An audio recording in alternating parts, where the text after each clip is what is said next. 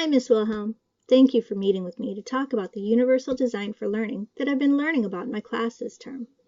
At the beginning of the year, you expressed concern about how we could reach all of our students and also close the gap between our high and low performing students. I really think our schools should look at this as an instructional method to address that issue. Universal Design for Learning, also known as UDL, helps teachers to meet the needs of all students, whether they have exceptionalities or not. This process helps students become expert learners, and it provides different ways for them to succeed. The teacher provides the opportunities for students to succeed in different ways, and admin, you, provides cost-effective ways to support teachers, such as training. UDL principles state that it's crucial how you present the course content, by presenting the content in multiple formats so that all students can access it. This is known as representation. We also need to allow alternatives on how the student demonstrates their learning, known as action and expression. We then need to make sure that we're engaging the students by stimulating their interest and motivation. UDL asks teachers to look at their lessons and apply 4 curricular components to make them accessible to all students. The components are learning goals, instructional materials, instructional methods, and assessment. First, you look at your lesson goals and see if you're limiting who can access the lesson. By writing goals that state what the students expect to learn, it allows for the students to access the learning in a variety of ways. For instance, if I used to say, read about mammals from this textbook and handwrite a 500-word report about what makes a living being a mammal, I've limited the learning to only those students that are good readers, with good comprehension skills, have good visual ability, and they'd also have to have good fine motor skills and organizational skills. On the other hand, if I use UDL curricular components, I'd be able to open up that lesson to all students.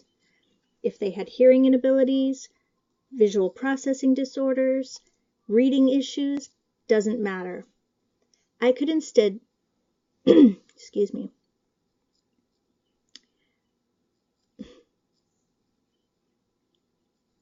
I'm going to have to edit this. I could instead decide that my goal is that students will be able to access material about mammals and be able to share what characteristics make an animal a mammal. This opens up how the student can access the content by allowing other instructional materials, such as digital text, video, audiobooks, tactile materials, etc. They can also demonstrate their learning in a variety of ways that can make a poster, a report, PowerPoint presentation, or even an oral report. A critical part of instructional methods. Our old standby of lecture and test is not effective for most learners.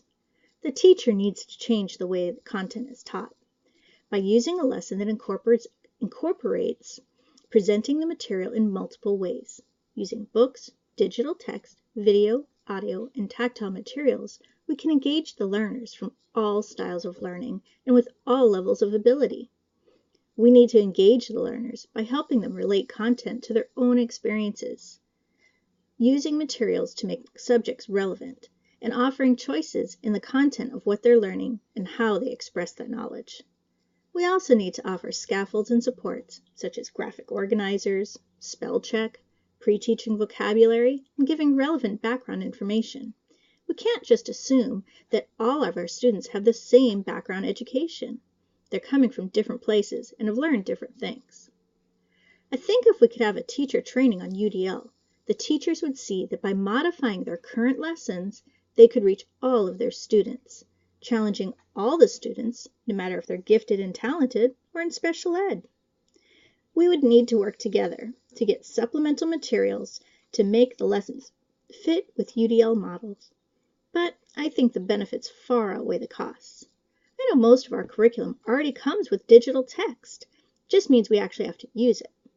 Many teachers already supplement with videos, audiobooks, and tactile materials. If we could share these resources and get funding for a few new materials, I think it would be easily accomplished. By using UDL, we'd reach all of our students and teach them to become expert learners. It'll take some work at the beginning, but in the long run, it'll benefit all learners. And our GAP scores should decrease. Really hope you'll consider using UDL in our school. Thank you so much for your time, Ms. Wilhelm. Bye.